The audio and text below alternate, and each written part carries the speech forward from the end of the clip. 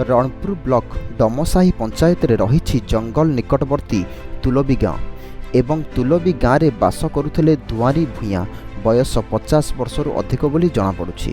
किंतु बड़ दुखर विषय जे सबुदिन दुआरी भूया जंगल पाख जमी को देखाशुना करने को जाती।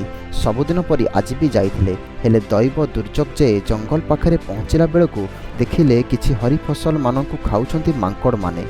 तेणु तांकु घौड़ेबारु समय बीती जाइथिला एवं संध्या प्राय 7टा हो जाइथिला। ऊर्ध्व समय होइथिबारु हरलोक एवं गाँवर किछि जनाशुना व्यक्ति दुआरी भूया को खोजिबाकु लागिले। खोजाखोजी करी सेही जमी आड़कु जाइथिले। किछि समय डकाडकी करिबारु किछि उत्तर मिली नथिला। जमीर चतुर्पार्श्व खोजिला बेलकु देखिले क्षत विक्षत अवस्था पड़िथिले दुआरी भूया। सेठी गाँ लोकों सह परिवार लोके पचारिबारु एमिति केमिति हेला रुद्ध कंठरे कहिले मते गयड़ मारि देइछि।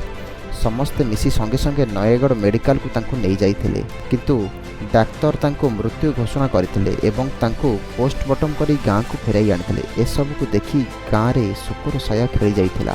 जदि सरकार किछि सहायता मिलता दुखी दुआरी भूयार परिवार लोके किछि उपकृत हुअते।